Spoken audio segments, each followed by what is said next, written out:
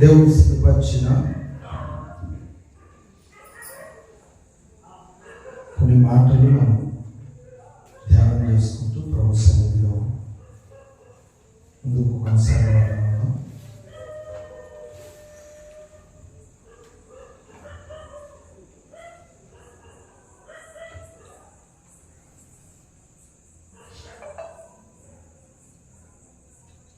దేవుని ప్రణాళికల యొక్క ప్రత్యేకత, అలాగే దేవుడు సిద్ధపరిచిన వాగ్దానం, దేవుని వాక్యంలో ఉన్నటువంటి ఆ ప్రత్యేకతను మనం తప్పనిసరిగా జ్ఞాపకం చేసుకోవాలని దేవుని వాక్యం తెలియజేస్తాం. ఒకసారి యెషయా గ్రంథము 62వ అధ్యాయము 7వ వచనాన్ని చదువుకుందాం. యెషయా గ్రంథము 62వ అధ్యాయము 7వ వచనం. యెహోవా జ్ఞాపకకర్తలారా విశ్రమింపుడి. ఆయన యెరూషలేమును లోకమంతటా దానిని ప్రసిద్ధి చేయు వరకు ఆయనను విశ్రమింపనీయకుడి. తన దక్షిణ హస్తము తోడనియు బాహుబలము తోడనియు యెహోవా ఇలాగున ప్రమాణము చేసెను. దేవుని ప్రమాణములను మనము జ్ఞాపకము చేసుకోవాలి. దేవుని వాగ్దానాలను మనము జ్ఞాపకము చేసుకోవాలి. దేవుడు తన బిడ్డలైన వారిని ఎలా నడవమన్నాడో, ఎలా నడవకూడదని చెప్పాడో ఆ విషయాలన్నింటిని కూడా జ్ఞాపకము చేసుకోవాలి. కొన్ని సందర్భాలలో ఇశ్రాయేలీయులు, యూదా ప్రజలు దేవుని ఆజ్ఞ ప్రకారం నడవకుండా వాళ్ళ ఇష్ట ప్రకారం నడిచే తలంపులను కలిగి ఉన్న సందర్భాలు కూడా దేవుని వాక్యంలో మనం గమనించవచ్చు. ఒకనొక రోజున దేవాది దేవుడు యూదా ప్రజల కొరకు ఒక ప్రవక్తను సిద్ధపరిచాడు. ఆ ప్రవక్త పేరు హిల్కియా. దేవుడు ఒక రాజునిచ్చాడు. ఒక ప్రత్యేకతను దేవుడు వారి కొరకు సిద్ధపరిచాడు. సంతోషంగా దేవుని యొక్క ధర్మశాస్త్రములను ధ్యానం చేసుకుంటూ, దేవుని మాటలు ధ్యానం చేసుకుంటూ, చక్కగా వారి పని వారు చేసుకుంటూ సంతోషకరంగా సమాధానకరంగా జీవించవలసినటువంటి వారు, దేవుడు వద్దని చెప్పినటువంటి వాటిని చేయకుండా దేవుడు చేయమని చెప్పినటువంటి పనులను చేస్తూ ఈ లోకంలో మనం జీవించే వారంగా ఉండాలని దేవుని వాక్యం తెలియజేస్తాం. ఇశ్రాయేలీయులు ఆ రోజుల్లో ఏం చేశారంటే, వారి కొరకు దేవుడు సిద్ధపరిచిన ప్రవక్తల మాటలు వినకుండా వారికి ఇష్టమైన ప్రవక్తల ద్వారా కొన్ని మాటలు చెప్పించుకొని వాటిని జ్ఞాపకం చేసుకొని వాటి ప్రకారం నడవాలని ప్రయత్నం చేశారు. వారేం చేశారంటే, ఆ ప్రవక్తలు కూడా ఏం చేశారంటే, మీరు యెహోవా మీకు ఆజ్ఞాపించిన మాటలను మీరు అనుసరించడం లేదు, అన్ని దేవతలను పూజించవద్దని చెప్పాడు, మీరు పూజిస్తున్నారు, మీ చేతి పనులను మీ ఇష్టానుసారంగా చేయొద్దని చెప్పాడు, కానీ మీ చేతి పనులను మీరు మీకు ఇష్టం వచ్చినట్లుగా చేస్తున్నారు, ఇలాగనే మీరు చేసినట్లయితే ఖచ్చితంగా మీ కొరకు సిద్ధపరిచిన అగ్ని మిమ్మలను దహించి వేస్తుందని చెప్పి వారికి నచ్చిన ప్రవక్త దగ్గరికి వెళ్ళి అడిగితే వాళ్ళకి నచ్చిన ప్రవక్త ఈ విధంగా చెప్పినప్పుడు యోధా ప్రజలు, యోధా రాజులందరూ కూడా అయ్యో ఎంత ప్రమాదం జరగబోతుందా అని భయపడి మోకరించి దేవుని సన్నిధిలో ప్రార్థన చేయడం ప్రారంభించారు. వాళ్ళ కొరకు దేవుడు ప్రకటించినటువంటి ప్రవక్త వారికి ఆ మాటలు చెప్తున్నప్పటికీ కూడా ఆ మాటలు వారికి రుచి అనిపించడం లేదు. ఈ రోజున దేవుని కార్యాలను జ్ఞాపకం చేసుకోండి, దేవుని కోపాన్ని జ్ఞాపకం చేసుకోండి, దేవుని కృపను జ్ఞాపకం చేసుకోండి, దేవుడు సిద్ధపరిచిన పరలోకాన్ని జ్ఞాపకం చేసుకోండి, దేవుడు సిద్ధపరిచిన నరకాన్ని కూడా జ్ఞాపకం చేసుకోండి.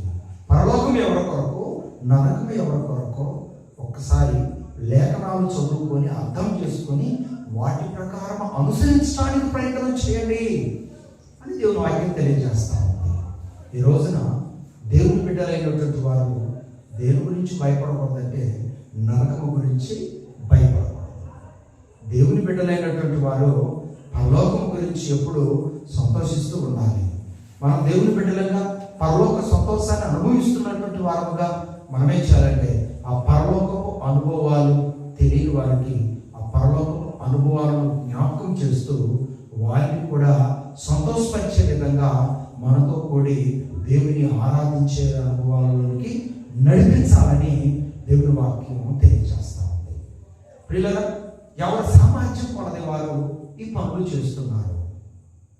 దేవుడు తలంతులు ఇచ్చాడు కదా, ఆ తలంతుల ప్రకారం ఎవరి సామర్థ్యం కొలది వారు కష్టపడుతూ కొందరిని అగ్నిలో నుండి లాగినట్లుగా కొందరిని దేవుని మహిమ కొరకు ఆయన రాజ్యానికి లాగుతా ఉన్నారు. నరకమును తప్పించడానికి ఎవరి చేతైన ప్రయత్నము లేఖనాలను అనుసరించి వారు చేస్తూ దేవుని ఎదుట లెక్క అప్పచెప్పేవారిగా ఉన్నారు. అలాగే మనం కూడా మన పనులు మనం చేసుకుంటూ దేవుని బిడ్డలుగా దేవుని లేఖనాలను జ్ఞాపకం చేసుకోవచ్చు. దేవునికి మహిమార్థంగా ఈ లోకంలో జీవించడానికి మన సిద్ధపాటు ఎలా ఉన్నదో ఒక్కసారి జ్ఞాపకం చేసుకోవాల్సిందిగా దేవుని వాక్యము తెలియజేస్తా ఉంది. దేవుని బిడ్డలుగా ఉండి కూడా కొన్నిసార్లు పొరపాటు, లోపాలు, పడిపోవటాలు, తప్పిపోవటాలు ఇవన్నీ జరుగుతూ ఉంటాయి. దానిని బట్టి కూడా దేవుడు ఏం చెప్తున్నాడంటే ప్రకటన గ్రంథం 2:5 ఏ స్థితిలో నుండి నీవు పడితివో జ్ఞాపకం చేసుకొని ఆ మొదటి క్రియను చేయుము, మొదటి క్రియను చేయుము. ఈ రోజున నువ్వెంత జ్ఞానవంతుడు అయినా నీ హెచ్చింపు ఏదో ఒక రోజు నేను గలిబిలి చేసే అవకాశం ఉంటుంది. జ్ఞానవంతులు వారి జ్ఞానాన్ని బట్టి హెచ్చించుకోవటం ప్రమాదం. జ్ఞానం లేకపోయినా, స్వరం లేకపోయినా, హృదయం దేవునికి ఇష్టంగా ఉన్నప్పుడు ఆ స్థుతిని, ఆ ప్రార్థనను, ఆ ఆత్మీయ స్థితిని దేవుడు జ్ఞాపకం చేసుకొని ఆనందిస్తాడని కూడా దేవుడి వాక్యం ద్వారా తెలియజేస్తున్నాను. నా దగ్గర ఒక వీడియో ఉంది. మాట సరిగా రాదు, పాట కూడా సరిగా రాదు, కానీ పాడాలనే ఆశ, దేవుని స్తుతించాలనే ఆశ. ఆ స్టేజ్ మీద నిలబడి ఆ బిడ్డ పాట పాడుతూ ఉంటే ముఖము కూడా సరిగా లేదు, ముఖమంతా కూడా చల్లా చెదురుగా ఏదో గాయాలైపోయినట్లు అగ్నిలో నుండి తప్పించబడిన ముఖముగా కాలిపోయింది. స్వరం లేదు, మాట లేదు, కానీ డయాస్ మీద నిలబడి తనకు వచ్చిన పాట, తనకు దేవుడు ఇచ్చిన స్వరంతో పాడుతూ ఉంటే ఈ లోకంలో ఉన్న మనుషులేమో నానా రకాలుగా ఆలోచించవచ్చేమో కానీ పరలోకమందున్న దేవుడు మాత్రం ఆ బిడ్డను బట్టి సంతోషిస్తూ ఉన్నాడు. ఈరోజు నువ్వు ఎలా ఉండి దేవుని స్తుతిస్తున్నావు? గొప్పవారిగా ఉండి దేవుని స్తుతిస్తున్నావా? పేదవారిగా ఉండి దేవుని స్తుతిస్తున్నావా? జ్ఞానవంతులుగా దేవుని స్తుతిస్తున్నావా? నీకున్న జ్ఞానం కొలది దేవుని స్తుతిస్తున్నావా? దేవుడు నీకు ఇచ్చిన సామర్థ్యాన్ని బట్టి ఆయనకి ఇష్టంగా ఆయన మార్గంలో నడవటం మనం నేర్చుకుంటే దేవుడు మనల్ని బట్టి సంతోషిస్తాడు. దేవుడు మనకున్న స్థాయిని బట్టి గర్విస్తూ ఎదుటి వారిని కించపరుస్తూ ఉన్నామనుకోండి, అక్కడే నాశనానికి మనం మార్గాలను సిద్ధపరుచుకుంటున్నాము అని దేవుని వాక్యం తెలియజేస్తాం. ఈ మధ్యకాలంలో గర్వించే వారు ఎక్కువైపోయారు. వాళ్ళకున్న టాలెంట్లే గొప్ప అన్నట్లు గర్విస్తూ ఉన్నారు. కానీ దేవుడే చెప్తున్నాడు తెలుసా, ఎవరిని వ్యర్థుడుగా దేవుడి లోకంలో ప్రయాణం చేయలేదు. ఎవరి సామర్థ్యం కొలది వారిని దేవుడు తన మహిమ కొరకు ఏ రూపంగానైనా వాడుకోవడం కొరకే దేవుడు ఒక మనిషిని లోకంలో పుట్టించాడే తప్ప ఈ మనిషి వ్యర్థుడు, ఈ మనిషి పనికి మారిన వాడు, ఈ మనిషి నాకు ఇష్టం లేదని చెప్పి దేవుడే గనుక ఈ లోకంలో తన పలుకు చొప్పున సృష్టించబడిన మనిషిని కనుక త్రోసివేసినట్లయితే ఇక దేవునికి మనిషికి ఉన్న అనుబంధం ఎలా ఉండేది? ముక్కలు ముక్కలుగా ఉండేది.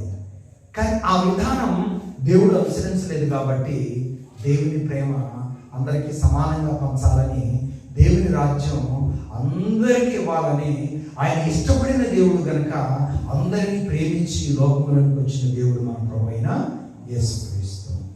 కులము మతము భేదములు లేకుండా ఉన్నవారు లేనివారు, వ్యాధిగ్రస్తులు ఆరోగ్యం కలిగిన వారు అనేటువంటి తారతమ్య భేదము లేకుండా ప్రతి వారిని అగ్ని నుండి తప్పించి నిత్య రాజ్యంలోనికి చేర్చాలనే ఉద్దేశంతో మన ప్రభువైన యేసుక్రీస్తు వారు ఈ లోకంలోకి వచ్చాడు. కాబట్టి ప్రియులారా, దేవుని బిడ్డగా ఆయనకు సమర్పించుకున్న తర్వాత అపవాది కొన్ని ఉచ్చులు నీకు వేస్తా ఉంటుంది. ఆ ఉచ్చుల్లో నువ్వు అలాగే నిలిచిపోవాలి. దేవుని మార్గంలో నువ్వు నడవకూడదు, దేవుని సన్నిధిలో నువ్వు నిలవకూడదు, దేవుని సన్నిధిలో నువ్వు ప్రార్థన చేయకూడదు. మరలా నువ్వు పడిపోవాలి, మరలా నువ్వు లోకానుసారమైన జీవితాన్ని కలిగి ఉండాలని ఎవరు కోరుకుంటారు?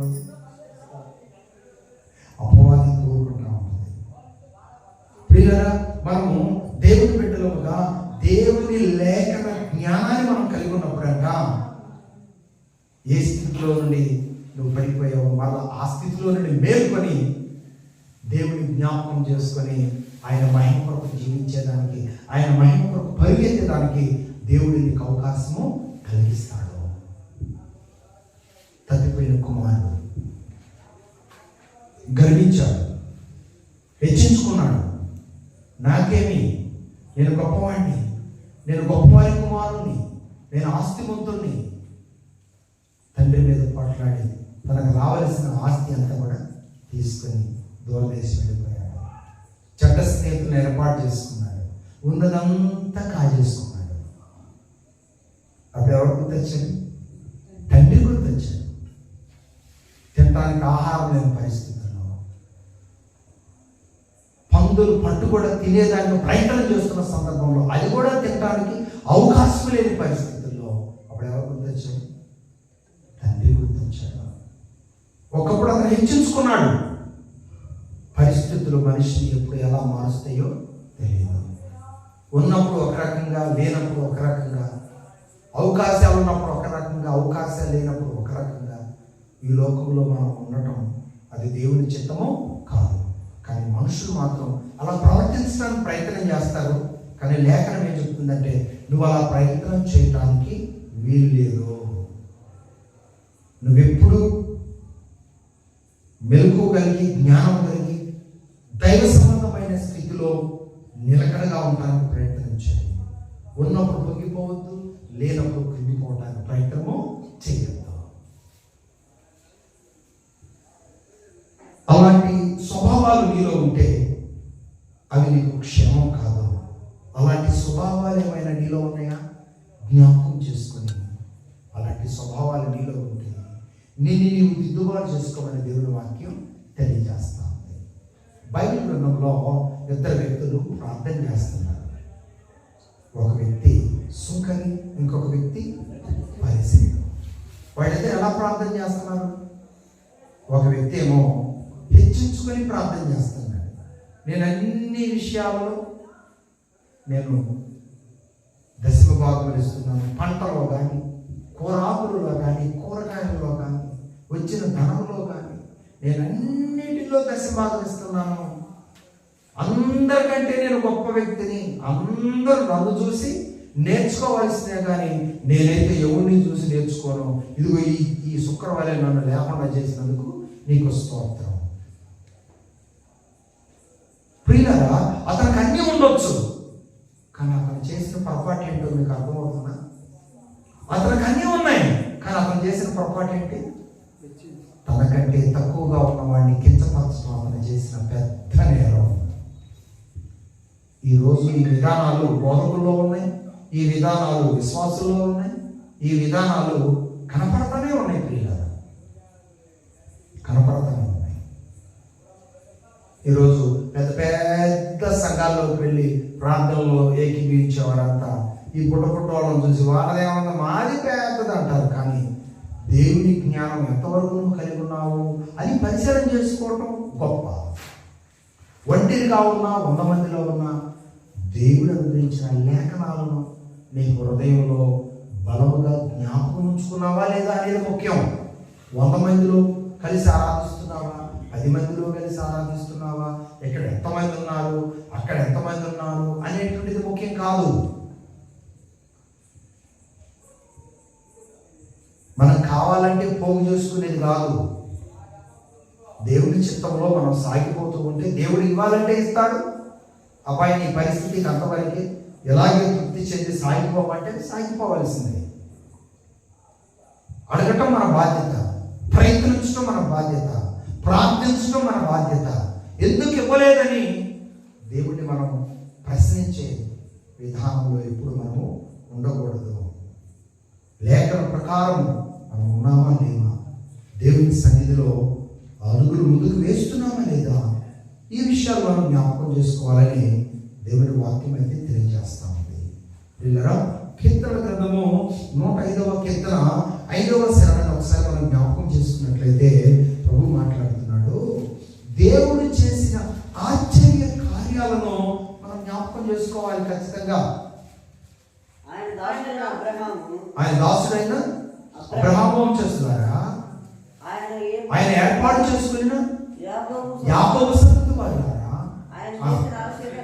ఆయన చేసిన ఆశ్చర్య కార్యాలను జ్ఞాపకము చేసుకున్నది. ఆయన చేసిన ఆశ్చర్య కార్యములను మనం ఎప్పుడు జ్ఞాపకం చేసుకోవాలి. ప్రభువా, ఈ సంవత్సరం మీరు నాకు ఈ మేలు చేసినందుకు స్తోత్రం, నా జీవితంలో ఇలా నన్ను నడిపించినందుకు స్తోత్రం. ప్రభువా, ఈ సంవత్సరం ఇదిగో ఇంత బైబిల్, ఇన్ని అధ్యాయాలు, లేకపోతే ఇన్ని గ్రంథాలు, లేకపోతే పాత నిబంధన గ్రంథం, లేకపోతే క్రొత్త నిబంధన గ్రంథం అంతా చదువుకోవడానికి నాకు అవకాశం ఇచ్చినందుకు వందనాలు. ప్రభువా, ఈ గ్రంథంలో మీరు నా కొరకు సిద్ధపరిచినటువంటి అమూల్యమైన సంగతులను నేర్చుకోవడానికి సంవత్సరం మీరు నాకు అనుమతించినందుకు వందనాలు. నా కొరకు, నా అవసరతల కొరకు, నా బిడ్డల కొరకు నేను కష్టపడి వారి అవసరతను తీర్చడానికి సాధ్యమైనంత వరకు నా కష్టఫలాన్ని ఫలింప చేసి నా అవసరతను తీర్చుకునే విధంగా ఆరోగ్యాలతో నింపి కష్టఫలంతో వర్ధిల్లింప చేసినందుకు నీకు వందనాలు. లేకపోతే నేను పలానా సమస్యలో ఉన్నప్పుడు, కొట్టుమిట్లాడుతున్నప్పుడు నీ వాక్యం ద్వారా నన్ను బలపరిచి నీ సన్నిధిలో నేను చేసిన ప్రార్థన అంగీకరించి నాకు నెమ్మదినిచ్చినందుకు నీకు వందనాలు అని చెప్పి ఏం చేయాలంటే ప్రతి విషయాన్ని జ్ఞాపకం చేసుకుని దేవునికి వందనాలు చెల్లించాలి. ప్రభువా, ఈ సంవత్సరం నేను నీ సన్నిధిలో ఉన్నాను, అలాగే నేను కూడా మరికొందరికి నీ అమూల్యమైన సన్నిధిని పరిచయం చేసే భాగ్యం నాకు ఇచ్చినందుకు వందనాలు. నేను నీ లేఖనాలను గుర్తించి లేఖన ధ్యానంలో ఎక్కువ సమయం గడిపాను ఈ సంవత్సరం. నేనే కాదు ప్రభువా, నాకు అనుకూలంగా ఉన్న వారికి, నాకు అవకాశం ఉన్న వారికి కూడా నేను నేర్చుకున్న అనుభవాలను వారికి నేర్పడానికి మీరు నాకు అవకాశం ఇచ్చినందుకు కూడా వందనాలు. నేనంటే ఏమనుకుంటున్నాను, నేను నేర్పకపోతే నీకు నేర్పేవాడు ఎవరు ఉంటారు అంటే ఫస్ట్ నరకానికి పోయేది నువ్వే. ఎందుకంటే అక్కడ ఏం కనపడుతుంది, చేసిన పనిని హెచ్చించుకున్నావు, చెప్పిన దాని గురించి హెచ్చించుకున్నావు. నువ్వేమైనా ఒక సొంతగా వస్తువు తయారు చేసావా నిన్ను నువ్వు పొగుడుకోవటానికి? లేదు కదా. సంవత్సరాల క్రితం, 100 సంవత్సరాల క్రితం పరిశుద్ధుడైన దేవుడు తన ప్రవక్తలైనటువంటి వారి ద్వారా మనకు కావలసిన భాషలో బైబిల్ గ్రంథాన్ని ఎందరో ప్రాణత్యాగం ద్వారా, ఎందరో కవులు, ఎందరో ప్రవక్తలు త్యాగం చేసి గ్రంథాన్ని మనకు కావలసిన భాషలోకి తీసుకొచ్చి పెట్టారు. కాబట్టి వాటిని చదువుకొని అనుసరించడానికి ప్రయత్నం చేస్తున్నామే తప్ప ఎక్కడో తవ్వకాల్లో ఉన్న గ్రంథాలను లేపి నీ సొంతగా తీసుకొచ్చి ఇక్కడ తయారు చేసింది ఏమీ లేదు. మరి హెచ్చించుకోవడానికి ఏమైనా ఉందంటారా? మనకు ఏమీ లేదు. దేవుడు మనకు అనుగ్రహించిన దాన్ని మనం నేర్చుకుంటున్నాం. మనం నేర్చుకున్నది సాధ్యమైనంత వరకు ఇతరులకు చెప్పడానికి ప్రయత్నం చేస్తున్నాం. ప్రయత్నం చేసే అవకాశం లేనప్పుడు నేర్చుకున్నవి మనమైనా కనీసం నిలబెట్టే విధంగా జాగ్రత్త పడటం, అది దేవుడు అప్పగించినటువంటి గొప్ప ఆజ్ఞ. అందుకే నిలుసున్నవాడు పడిపోకూడనట్లు జాగ్రత్తగా ఉండమని దేవుడు వాక్యం తెలియజేస్తా ఉంది.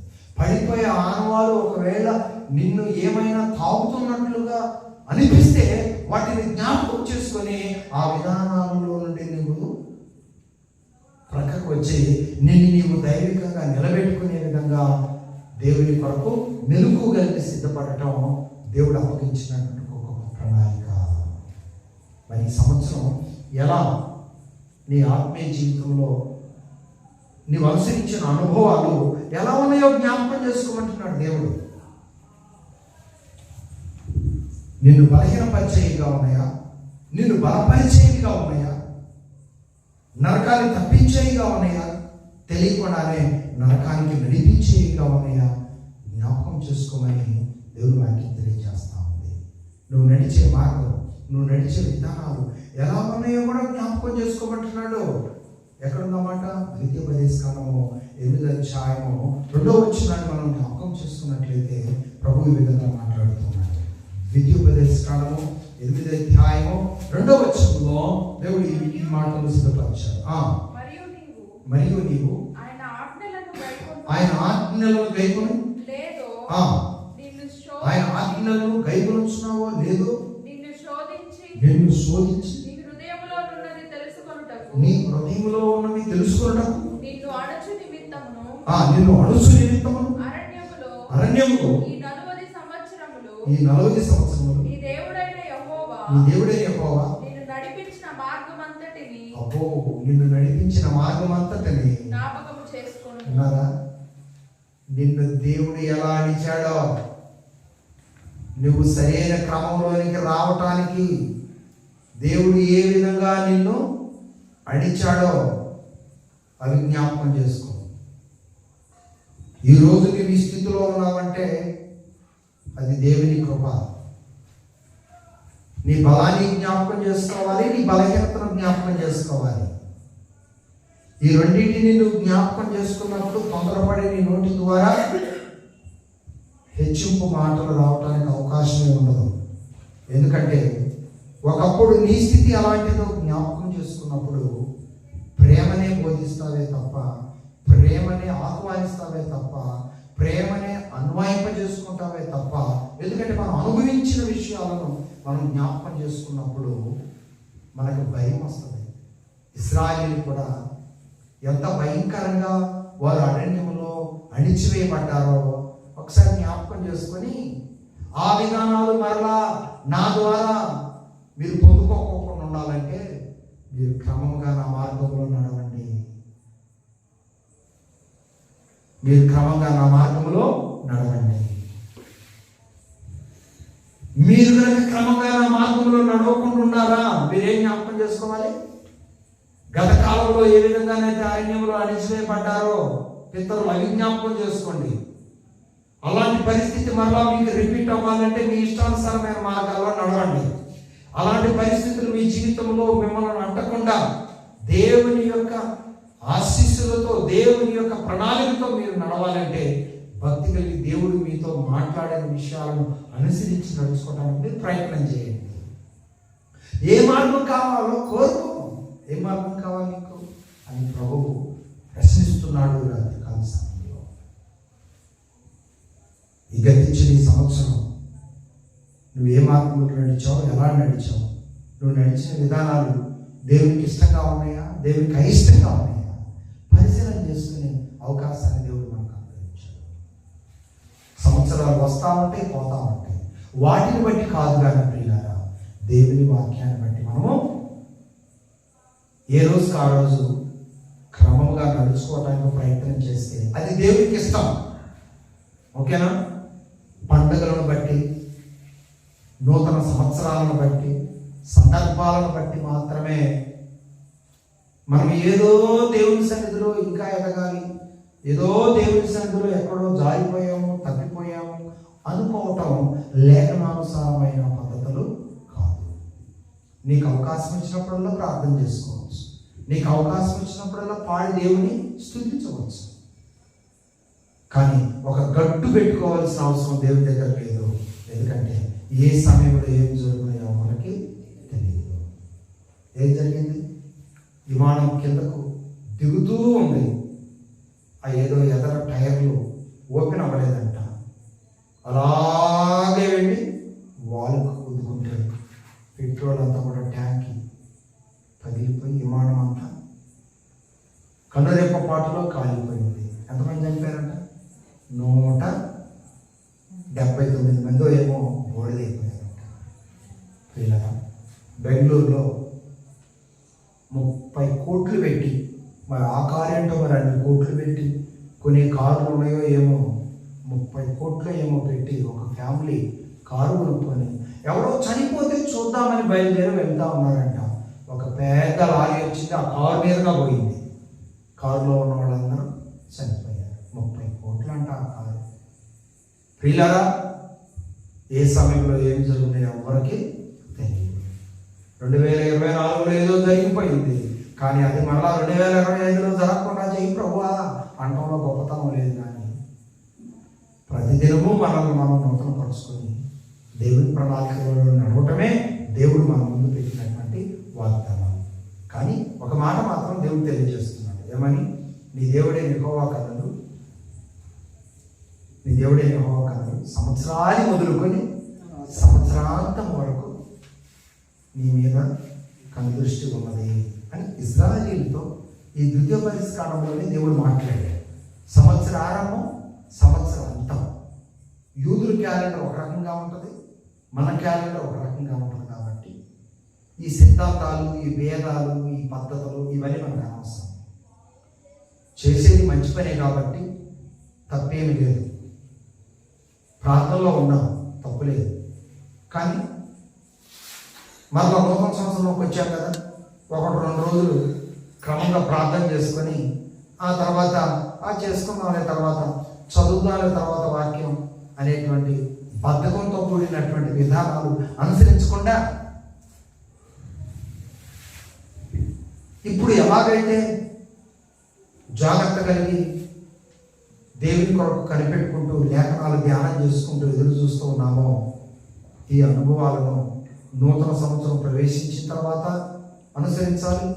ఇక రోజులు గడుస్తున్న కొలది, నెలలు గడుస్తున్న కొలది కూడా మనము సంవత్సరాలు మనం బ్రతుకున్నంత కాలం వెళ్తూ ఉంటాయి. మనం ఆత్మీయ మార్గంలో నడుచుకుంటూ వెళ్ళాలి. ప్రభు మహిమను జ్ఞాపకం చేసుకుంటూ ఆయన ప్రత్యక్షతను వాక్య రూపంగా అనుభవిస్తూ ఆయన ప్రణాళికలలో మనం పరుగులెత్తేవారిగా ఉండాలి. దేవుని స్తోత్రం. అందుకనే పౌలు గారు ఏమన్నాడు? నేను గురి యొద్దకే పరుగెత్తే అనుభవాన్ని మాత్రం నేను ఈ లోకంలో ఉన్నంతకాలం జ్ఞాపకం చేసుకుంటా. దేవుడు పిలిచిన తర్వాత, ఆయన యొద్దకు వెళ్ళిన తర్వాత ఆయన విశ్రాంతిలో ఆనందిస్తా. కాబట్టి ఆయన కార్యాలు ఎల్లప్పుడూ మనం జ్ఞాపకం చేసుకోవాలి. ప్రభు లేఖనాలు ఎల్లప్పుడూ మనం జ్ఞాపకం చేసుకోవాలి. దేవుని సువర్తమానము మనం అనువైపు చేసుకుంటూ, అవకాశం అంటే మరి ఒకరికి తెలియజేస్తూ దేవుని యొక్క సన్నిధిలో ముందుకు కొనసాగి ఆత్మీయ బిడ్డలుగా మన సాక్ష్యాన్ని కాపాడుకోవటం కొరకు మనల్ని మనం జ్ఞాపకం చేసుకుంటూ ఈ లోకంలో జీవించవలసిన బాధ్యత దేవుడు మన మీద ఉంచాడు అని ప్రభుపేట నేను తెలియజేస్తూ, ఇప్పటి వరకు నడిచిన మార్గం అంతట్లో ప్రభు మనతో ఉన్నాడు. ఇక నడవలసిన మార్గం అంతట్లో కూడా ప్రభు మనతో ఉండి మనల్ని నడిపించడానికి ఆయన సంకల్పం ఎల్లప్పుడూ మనతో ఉండును గాక. ఆమేన్. ప్రార్థన చేసుకుందాం. ప్రభువాని పొందనాలు. ఈ సన్నిధిలో మేము ఎలా గడుపుతున్నాము, మేము ఎలా నడుస్తున్నాము, మా తలంపులు నీకు ఇష్టంగా ఉండాలని మేము కోరుతా ఉన్నాను. ప్రభువా, ఈరోజు మేము ఈ సమయానికి స్థితిలో ఉన్నాం. రేపు మా పరిస్థితులు ఎలా ఉంటాయో తెలియదు కనుక మమ్మల్ని మేము హెచ్చించుకోకుండా, ఇతరులను తక్కువ వారిగా, చేతగాని వారిగా మేము భావించకుండా, మాట్లాడకుండా ఉండటమే నీ దృష్టికి విలువైన వారమని మీ లేఖనాల ద్వారా మాట్లాడుతూ వచ్చారు ప్రభా. మోషే ఎత్తివాడే, మాటలు రానివాడే, కానీ మీరు వదిలిపెట్టలేదు కదా తండ్రి. మా సమర్పణ మీకు ఇష్టమైనప్పుడు, మీ ఏర్పాటు మా పట్ల ఉన్నప్పుడు మగవారిని వాడుకున్నావు, గుడ్డివారిని వాడుకున్నావు, చెవిటి వారిని వాడుకున్నావు, అన్ని అంగులు కలిగిన వారిని వాడుకున్నావు. మనుషులు విభేదాలు సృష్టిస్తారేమో కానీ తండ్రి మీరు విభేదాలు సృష్టించే దేవుడు కాదు నాయన. అందరి మీద వర్షం కురిపిస్తున్నావు, అందరి మీద ఎండను పంపిస్తున్నావు. అందరూ నరకాన్ని తప్పించబడి పరలోకానికి వెళ్ళాలనే సర్వలోకములో ఉన్న ప్రజలను చేతులు చాపి పిలుస్తున్నావు. సర్వలోకములను ప్రజల కొరకు ప్రాణం పెట్టావు. సర్వలోకములో ఉన్న ప్రజలు సంపూర్ణులు కావాలని పునరుత్థాన సమాధిని చేయించావు ప్రభా. ఆ అనుభవాలు మేము జ్ఞాపకం చేసుకుంటూ మా పట్ల ఇప్పటి వరకు మీరు చూపించిన ప్రణాళికలను బట్టి మీ సన్నిధిలో ప్రార్థన చేసుకోవటానికి మీరు అవకాశం ఇచ్చినందుకు స్తోత్రం. ఇంకను మాకు ఆయుస్సు పొడిగిస్తే ఇంకను రాను దినాలలో కూడా మీ లేఖనాలను జ్ఞాపకం చేసుకోవచ్చు, మీ కార్యాలను జ్ఞాపకం చేసుకోవచ్చు. నిన్ను స్తుతిస్తూ, నేను కనపరుస్తూ మా ఈ జీవిత విధానాన్ని ముందు కొనసాగించుకునే భాగ్యం మీరు మాకు దయచేస్తూ రావాలని ఆశిస్తున్నాము, ఆశపడుతున్నాము, కోరుకుంటున్నాము ప్రభా. స్తోత్రాలు. ఆ అనుభవాలతో మమ్మల్ని నడిపిస్తున్న దేవా స్తోత్రం. ఆ అనుభవాలతో మమ్మల్ని వర్ధింప చేస్తున్న దేవానికి స్తోత్రం, స్తోత్రం, స్తోత్రం, స్తోత్రం. నా పరలోకపు తండ్రి వ్యవసాయకుడా, నా పరలోకపు తండ్రి వ్యవసాయకుడా, నీ తోటలోని ద్రాక్షావల్లితో, నీ తోటలోని ద్రాక్షావల్లితో నన్ను మట్టు కాటి స్థిరపరిచావు, నన్ను మట్టు కాటి స్థిరపరిచావు. జ్యోతిర్మయుడా, నా ప్రాణ ప్రియుడా,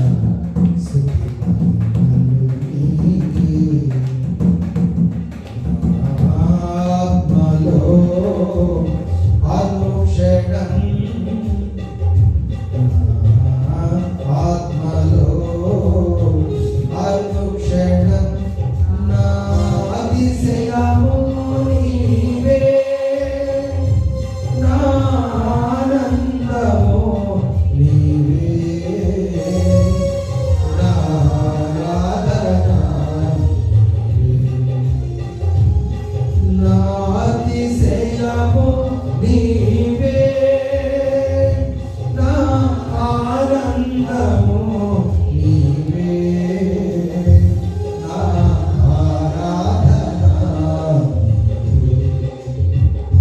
జ్యోతిర్మయుడా, నా ప్రాణ ప్రియుడా, స్తుతి నీకే.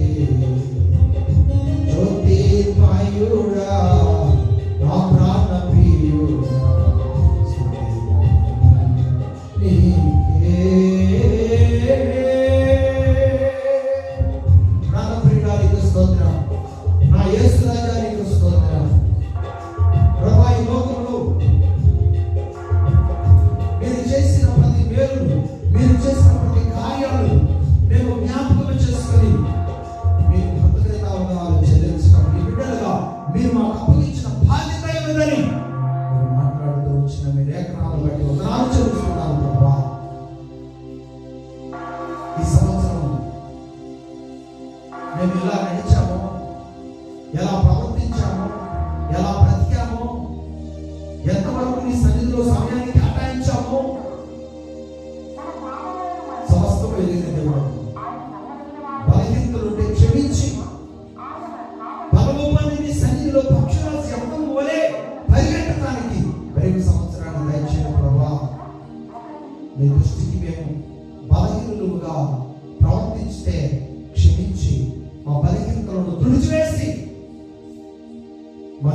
వాటిని నీకు ఇష్టముగా మార్చి నీ మహిమ కొరకు పరిగెత్తే వాక్యం మీరు దయచేస్తున్నామని కోరుతా ఉన్నారు. ఈరోజు నీ సన్నిధిలో ప్రార్థనలో ఏకీభవిస్తూ నీ సన్నిధిలో గడిపిన నీ ప్రియ పిల్లలను జ్ఞాపకం చేసుకొని వీరితో మీరు మాట్లాడుతూ వచ్చిన వాక్యానుభవాన్ని బట్టి వందనాలు. వారు చేసిన ప్రార్థన మీరు అంగీకరిస్తూ వచ్చినందుకు వందనాలు. వారి తీర్మానమును మీరు బలపరుస్తూ వస్తున్నందుకు వందనాలు.